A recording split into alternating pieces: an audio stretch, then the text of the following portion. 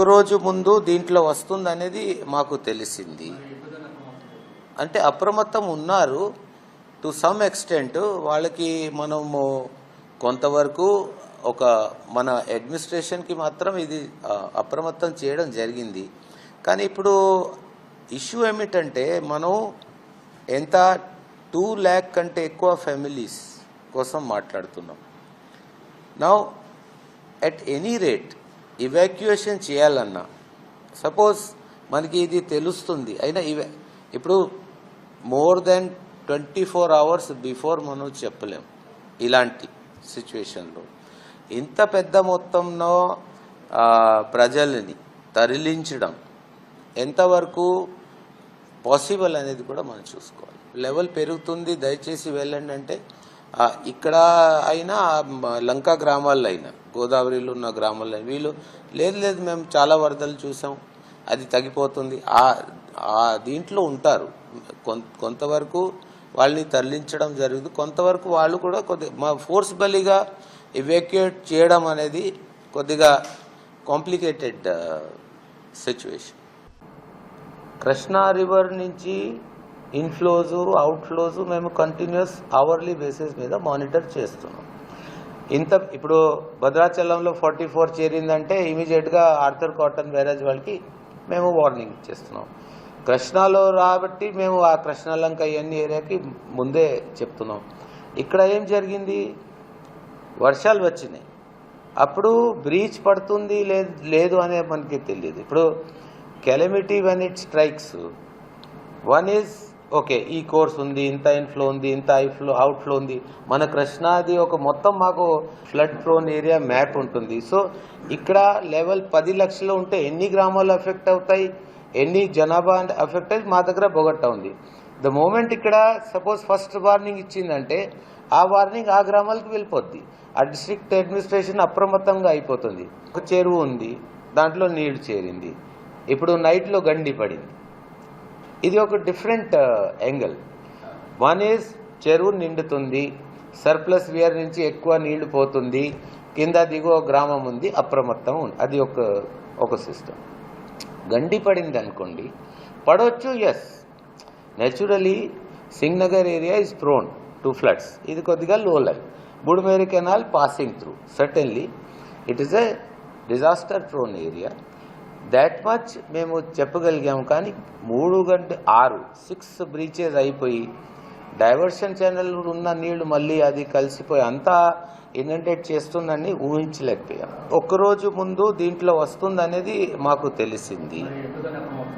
అంటే అప్రమత్తం ఉన్నారు టు సమ్ ఎక్స్టెంట్. వాళ్ళకి మనము కొంతవరకు ఒక మన అడ్మినిస్ట్రేషన్కి మాత్రం ఇది అప్రమత్తం చేయడం జరిగింది. కానీ ఇప్పుడు ఇష్యూ ఏమిటంటే మనం ఎంత 2 lakh కంటే ఎక్కువ ఫ్యామిలీస్ కోసం మాట్లాడుతున్నాం. Now at any rate evacuation చేయాలన్నా సపోజ్ మనకి ఇది తెలుస్తుంది అయినా ఇప్పుడు మోర్ దెన్ 24 hours బిఫోర్ మనం చెప్పలేం. ఇలాంటి సిచ్యువేషన్లో ఇంత పెద్ద మొత్తంలో ప్రజలని తరలించడం ఎంతవరకు పాసిబుల్ అనేది కూడా మనం చూసుకోవాలి. ఫ్లడ్ వాటర్ వదిలిన తర్వాత ఇది సిటీలోకి వెళ్తుందన్న తర్వాత మెకానిజాన్ని అలర్ట్ చేశారా సార్? గవర్నమెంట్ చెప్పారా ఈ వాటర్ వస్తుందని చెప్పాం. ఇప్పుడు ఏ టైంలో అలర్ట్ చేశారు సార్? మేము శనివారమే మా ఈ గారు ఎస్సీ గారు కలెక్టర్కి వాళ్ళకి అందరికి చెప్పాను. నేను కూడా ఎంఆర్ఓ వాళ్ళకి ఫోన్ చేసి చెప్పాను శనివారమే. ఇలా ఏ టైంలో చెప్పింటారు సార్? మేము శనివారం మా వాళ్ళు ముందే చెప్పారంట.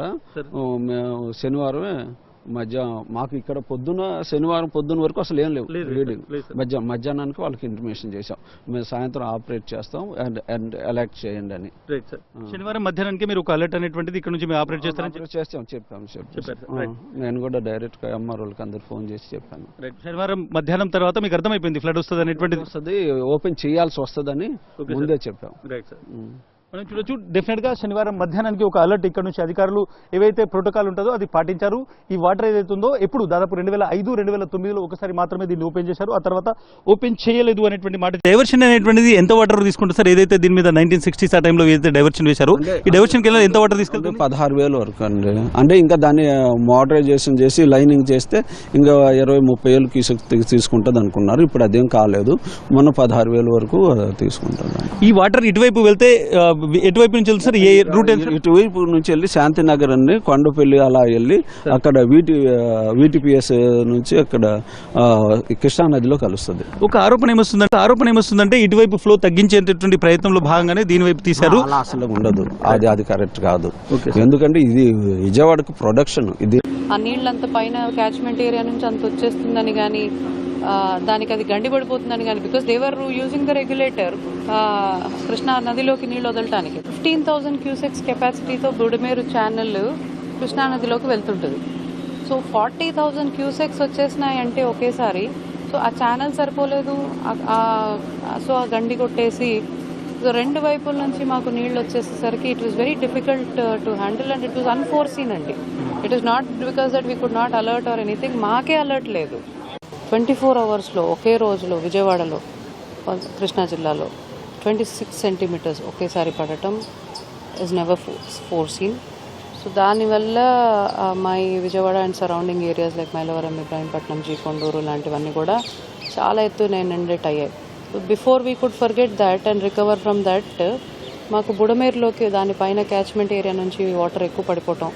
Budameru diversion channel generally outfalls into Krishna ఆ ఛానల్ ద్వారా ఎప్పుడో 40 ఏళ్ళుగా అదే జరుగుతోంది. దాని ఒరిజినల్ కోర్స్లో నీళ్లు వదిలే పద్ధతి లేదు. కానీ ఇప్పుడు ఈ డిజాస్టర్ వల్ల మాకు తెలిసింది ఏమిటంటే ఆ ఛానల్కి గండి పడడం వల్ల విజయవాడ వైపు ఒరిజినల్ కోర్స్లోకి నీళ్లు వచ్చేసి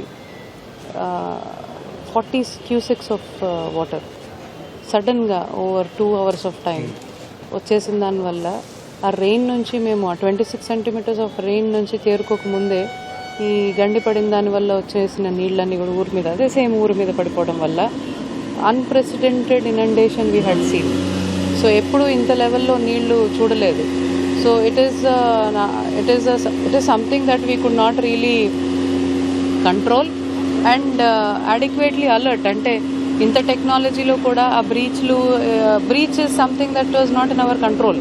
ఆ నీళ్ళంత పైన క్యాచ్మెంట్ ఏరియా నుంచి అంత వచ్చేస్తుందని కానీ దానికి అది గండి పడిపోతుందని కానీ because they are using the regulator Krishna నదిలోకి నీళ్ళు వదలటానికి 15,000 క్యూసెక్స్ కెపాసిటీతో బుడమేరు ఛానల్ కృష్ణా నదిలోకి వెళ్తుంటుంది. సో 40,000 క్యూసెక్స్ వచ్చేసినాయంటే ఒకేసారి. సో ఆ ఛానల్ సరిపోలేదు. సో ఆ గండి కొట్టేసి సో రెండు వైపుల నుంచి మాకు నీళ్ళు వచ్చేసేసరికి it was very difficult to handle and it was unforeseen అండి. It is not because that we could not alert or anything. మాకే అలర్ట్ లేదు. It is a flash flood which is why I'm saying it is a flash flood. 3 sources కదండి. ఒకటి 26 centimetres of rainfall, ఒకటి కృష్ణానదిలో barrage కట్టిన తర్వాత record అది 190,000 క్యూసెక్కుల వరకు నీళ్లు వదలాల్సిన అవసరం రావటం. సో అదొక వైపు. మూడోది బుడమేరు. ఈ మూడిట్లోనే ఎక్కువ ఇబ్బంది ఏది పెట్టిందంటే బుడమేరేనండి. బుడమేరులోకి ఫ్లాష్ ఫ్లడ్ రావటం వల్లనే ఈ డెవస్టేషన్, ఇంత ఇన్కన్వీనియన్స్ టు పీపుల్, ఇంత ఇబ్బంది ప్రజల జీవితాల్లో ఇంత స్తంభించిపోవటానికి, ఇంత ఇబ్బందులు పాలవటానికి బుడమేరు ఫ్లాష్ ఫ్లడ్డే కారణం అండి.